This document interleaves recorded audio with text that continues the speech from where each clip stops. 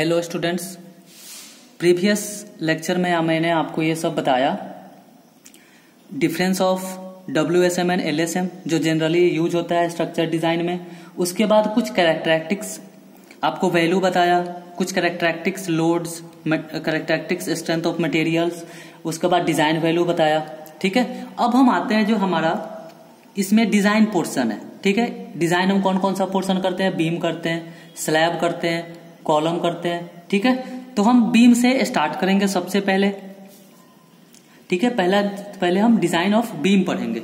ठीक है, तो जो हम पहला मेथड डिजाइन का चलेगा वो चलेगा हमारा वर्किंग स्ट्रेस मेथड। हम सबसे पहले वर्किंग स्ट्रेस मेथड से डिजाइन करते हुए फिर आगे की तरफ जो भी फर्दर मेथड है उसका यूज करके हम डिजाइन करेंगे। तो हमारा पहला आता है सिंगली रेनफोर्स्ड बीम। हम पहले सिंगली रेनफोर्स्ड बीम पढ़ेंगे, इसका टर्म एंड कंडीशन पढ़ेंगे। ठीक है, तो सबसे पहला सवाल आता है what is beams, what are beams. ठीक है, तो beams are the flexural member which are provided in the structure to resist bending cause to external loading. Okay, समझ आया? ये बीम एक फ्लेक्सुरल मेंबर है। ठीक है, जिसपे हम एक्सटर्नल लोड डालते हैं तो वो डिफ्लेक्ट होता है और वो फिर बेंडिंग होता है। ठीक है, फॉर एग्जाम्पल जैसे हमारे पास ये बीम है, आप यहां पे लोड लगाओगे तो क्या होगा? ये ऐसे बेंड होगा। ठीक है, ये क्या चीज है? एक बीम है। ठीक है, फ्लेक्सुरल मेंबर भी बोलते हैं बीम को। उसके बाद बीम के टाइप्स कौन कौन से हैं? Beams are of following types. पहला रेक्टेंगुलर बीम्स में कौन कौन सा आता है? सिंगली और डबली रेनफोर्स्ड। ठीक है, सेकंड आता है फ्लैंज्ड बीम्स। फ्लैंज्ड बीम में कौन सा आता है? T और L बीम्स। ये शेप के अकॉर्डिंग है। ठीक है, T और L जो है वो शेप के अकॉर्डिंग बीम्स हैं। इसमें ये फ्लैंज्ड होता है और ये वेब पोर्शन होता है। ठीक है, रेक्टेंगुलर बीम्स सिंगली और डबली रेनफोर्स होता है, फ्लैंज्ड बीम्स T और L बीम्स होता है। नेक्स्ट आया हमारा जो टॉपिक है वो है singly reinforced beam. Singly reinforced beam जो हमारा टॉपिक है, हमने इसको तो सिंगली रेनफोर्स्ड बीम क्या होता है देखो, जैसे हमने एक रेक्टेंगुलर बीम लिया, ये जो हमारा है वो हमने एक रेक्टेंगुलर बीम लिया, जैसे आपको यहां पे दिख रहा है ये एक रेक्टेंगुलर बीम है। ठीक है, ये एक रेक्टेंगुलर बीम है हमारे पास। ठीक है, जिसका होल डेप्थ कितना है? D और ये विड्थ कितना है? B और इफेक्टिव डेप्थ क्या है? D। इफेक्टिव डेप्थ कहां से कहां तक होता है?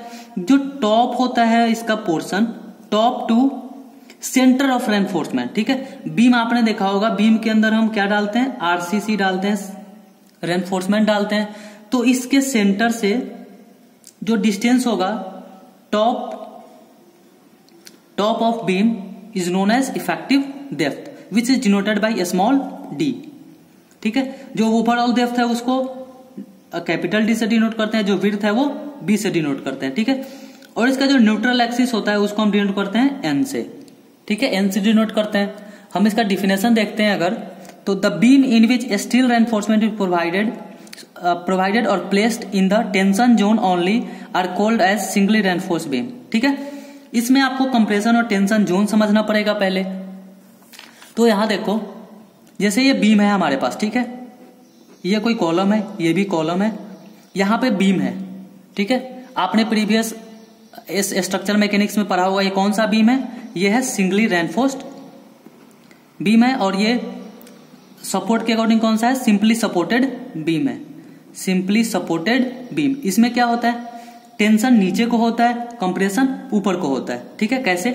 अगर हम इस पे लोड लगाएं तो ये स्ट्रक्चर डाउन की तरफ मूव करेगा, डाउन की तरफ मूव करेगा मीन्स टॉप पोर्शन कॉन्ट्रैक्ट होगा। ठीक है, ऐसे होगा अगर, तो ये मूव करेगा तो क्या होगा? ये कॉन्ट्रैक्ट में आएगा और नीचे का पोर्शन क्या होगा? एक्सपैंड होगा। ठीक है, यहां से ये एक्सपैंड करेगा इधर को और इधर को, तो नीचे क्या होगा? टेंशन, ऊपर क्या होगा? कंप्रेशन। ठीक है, तो इसमें देख लो आप, सिंगली रेनफोर्स किसको बोलते हैं? जिसका सिर्फ टेंशन में रेनफोर्समेंट होता है। ठीक है, सिंगली रेनफोर्स सिंपल है, ये सिंपल स्ट्रक्चर के लिए बनाया जाता है जहां पे थोड़ा बहुत हमें टेंशन फोर्स आ रहा है। ठीक है, उसको बोलते हैं। और जो यहाँ पे इफेक्टिव कवर होता है, ठीक है, इफेक्टिव कवर कौन सा है? Centre to reinforcement to the bottom of beam, centre of reinforcement to the bottom of beam is known as effective cover. Effective cover को और हम किससे डिनोट करते हैं, डी डैश से डिनोट करते हैं, या फिर सिर्फ इफेक्टिव कवर लिख देते हैं उसको, ठीक है। और जो हमारा बॉटम ऑफ स्टील और बॉटम ऑफ बीम के बीच में जो बचता है उसको बोलते हैं नॉमिनल कवर, ठीक है। अब जब हम डिजाइन करेंगे तो इसका स्टैंडर्ड वैल्यू लेंगे, ठीक है, कि ये कवर कितना होना चाहिए, ठीक है, चारों साइड से कवर कितना होना चाहिए, इसके रिंग का कवर कितना होना चाहिए, ठीक है।